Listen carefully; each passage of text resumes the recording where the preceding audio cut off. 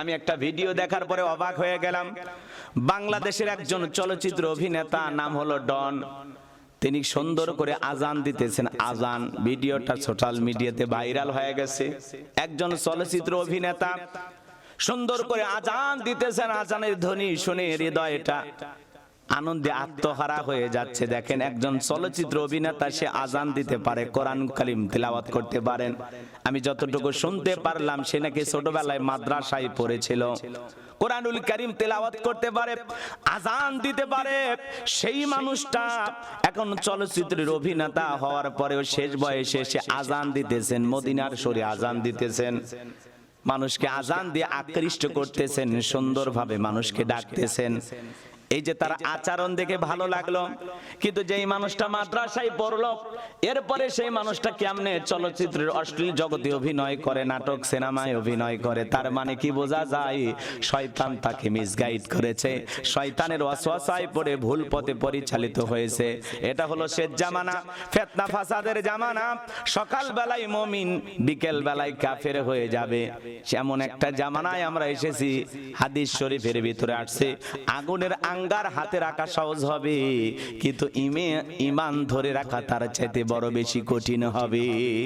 আগুনের আঙ্গার হাতে রাখা সহজ হবে, কিন্তু ঈমান ধরে রাখা তার চাইতে বেশি কঠিন হবে। একজন চলচ্চিত্র অভিনেতা হয়েছেন, ছোটবেলায় মাদ্রাসায় পড়েছেন, আজকে সেই চলচ্চিত্র অভিনেতা ডন আজান দিতেছেন, মানুষ মুগ্ধ হয়ে আলহামদুলিল্লাহ বলে বলতেছেন, কি সুন্দর সুর, কি সুন্দর আজান। এই মানুষটা কেমনে চলচ্চিত্র অভিনয় করে? চাইলে তো আল্লাহ তাআলা তাকে হেদায়েত দান করতে পারেন। তো আসলে মূলত বিষয় হলো, এই পৃথিবীর জমিনে মানুষকে আল্লাহ তাআলা চলার স্বাধীনতা দিয়েছেন, আকল জ্ঞান দিয়েছেন। আপনি চাইলে ভালো কাজ করতে পারেন, আপনি চাইলে খারাপ কাজ করতে পারেন, আপনি চাইলে গুনাহের কাজ করতে পারেন, আপনি চাইলে সওয়াবের কাজ করতে পারেন। এই জন্য আল্লাহ রাব্বুল আলামিন বলেন, কুল্লু নাফসিন বিমা কাসাবাত রহিনা। প্রত্যেকটা ব্যক্তি তার নিষ্কৃত কর্মের কাছে আবদ্ধ থাকবে, নিষ্কৃত কর্মের কাছে দায়বদ্ধ থাকবে। আপনার জীবনের কৃত কর্মের হিসাব আপনাকেই দিতে হবে। আপনার ছেলে দেবে না, আপনার স্ত্রী দেবে না, আপনার পরিবার পরিজন দেবে না, আপনার গ্রামবাসী দেবে না, আপনার দল দেবে না। আপনার জীবনের কৃত কর্মের হিসাব আপনাকেই দিতে হবে আল্লাহ তাআলার কাছে। কথা বলেন ঠিক কি না? কথায় আছে, যেমন কর্ম তেমন ফল, বিশ্বাস না হয় করিয়া দেখো, বেহেশত আর দোজখ সাত, বিশ্বাস না হয় মরিয়া দেখো। আপনার জীবনের প্রত্যেকটা কৃত কর্মের হিসাব আপনাকে দিতে হবে। আপনি এই দুনিয়ার জমিনে যদি সৎ কৃত কর্ম করেন, এই আয়াতের ব্যাখ্যায় তাফসীরকারকেরা লিখেছেন, যদি আপনার কৃত কর্ম সৎ হয়, এই সৎ কৃত কর্মের ফলাফল হলো জান্নাত। চিৎকার মেরে বলুন সুবহানাল্লাহ। আর যদি আপনি মন্দকৃত কর্ম করেন, বাজেকৃত কর্ম করেন, অসৎকৃত কর্ম করেন, এই অসৎ এবং মন্দকৃত কর্মের ফলাফল হলো জাহান্নাম। এই জন্য আল্লাহ তাআলা আমাদেরকে জ্ঞান দিয়েছেন।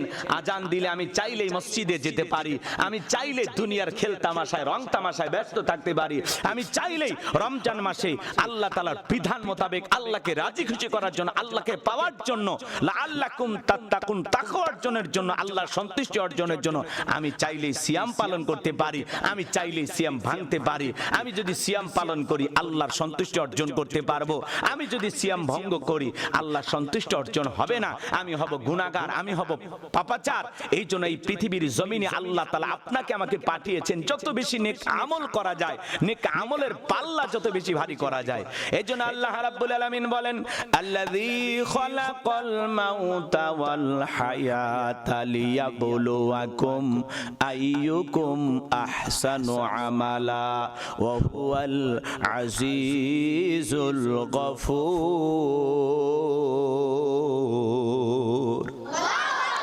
আল্লাহ রাব্বুল আলামিন বলেন, যিনি সৃষ্টি করেছেন মৃত্যু আর জীবন, লিয়াবলুয়াকুম আইয়ুকুম আহসানু আমালা। আমি আল্লাহ রাব্বুল আলামিন পরীক্ষা করে দেখব আমলের দিক দিয়ে কার আমল কত বেশি উত্তম, কার আমল কত বেশি সুন্দর। যার আমল ভালো তার আখিরাত ভালো, যার আমল খারাপ তার আখিরাত হয়ে যাবে বরবাদ।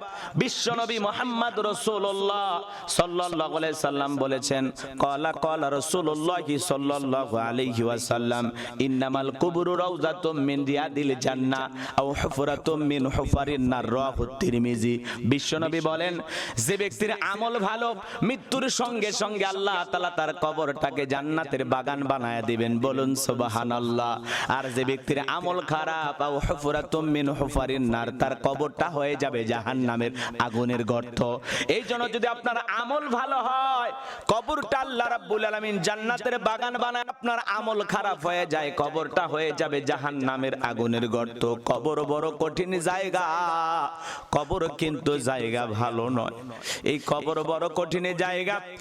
আমার ভাইয়েরা, দিল দিয়া কথাগুলো বোঝার চেষ্টা করবেন। এই কবর বড় কঠিন জায়গা, কবর কিন্তু জায়গা ভালো নয়। নবীর প্রিয় সাহাবী হযরত ওসমান রাদিয়াল্লাহু তাআলা আনহু কবর দেখে অঝরে চোখের পানি ছেড়ে দিয়া কান্না করতেন। সাহাবায়ে কিরাম দেখে বলেন, ভাই ওসমান, আপনি কবর দেখে কেন কান্নাকাটি করেন? হযরত ওসমান রাদিয়াল্লাহু তাআলা আনহু বলেন, এই কবর হলো প্রত্যেকটা মানুষের প্রথম মঞ্জিল, প্রথম ঘাঁটি, প্রথম স্টেশন। এই কবরে তিনটি প্রশ্ন করা হবে, যে সঠিক উত্তর দিতে পারবে তার মিজান ফুলসিরাতে কোনো টেনশন নাই, যে উত্তর দিতে পারবে না তার বাঁচার কিন্তু কোনো উপায় নাই। এই জন্য আল্লাহ রাব্বুল আলামিন বলেন, ফামা ইয়ামাল মিসকালা যাররাতিন খায়রান ইয়ারা ওয়া মা ইয়ামাল মিসকালা যাররাতিন শাররান ইয়ারা। বান্দারে, তুমি যদি যাররা পরিমাণ, অণু পরিমাণ নেক আমল করো, ওইটাও তোমার আমল নামায় লিপিবদ্ধ করা হবে। আবার তুমি যদি যাররা পরিমাণ, অণু পরিমাণে বদ আমল করো, সেইটাও তোমার আমল নামায় লিপিবদ্ধ করা হবে। এই জন্য পৃথিবীর জমিনে আল্লাহ তাআলা আপনাকে আমাকে পাঠিয়েছেন, খুব হিসাব করে পৃথিবীর জমিনে চলতে হবে।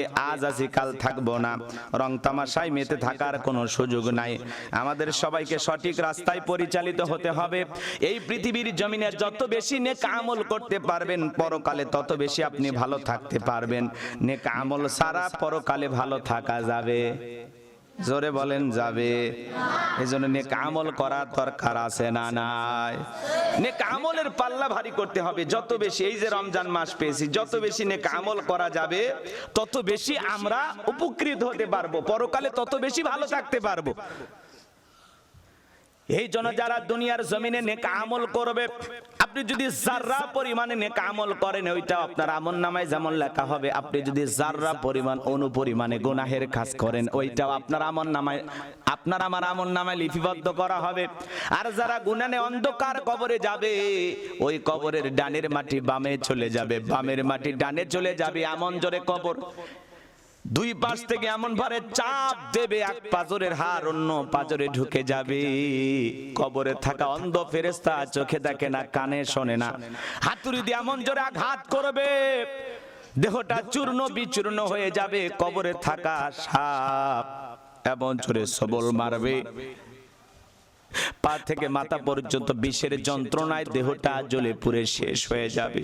70 হাত মাটির নিচে চলে যাবে দেহটা।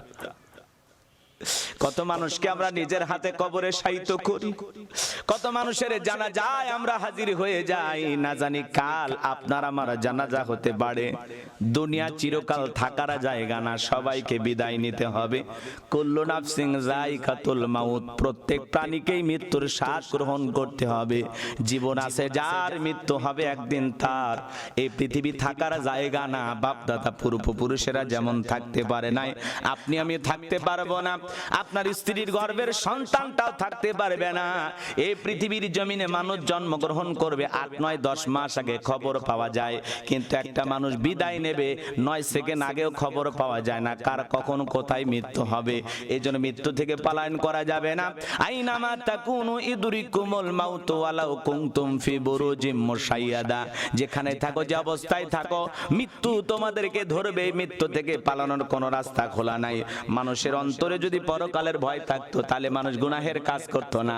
রমজান মাসে যে সুদ ছাড়তে পারলো না, ঘুষ ছাড়তে পারলো না, জিনা ব্যভিচার ছাড়তে পারলো না, অন্যায় অপরাধ ছাড়তে পারলো না, মিথ্যা ছাড়তে পারলো না, এর চাইতে হতভাগা কপাল পোড়া আল্লাহর দুনিয়াতে আর কেউ হতে পারে না। এদের উপরে আল্লাহর লানত, এরাই হলো হতভাগা। কথা বলে ঠিক কিনা?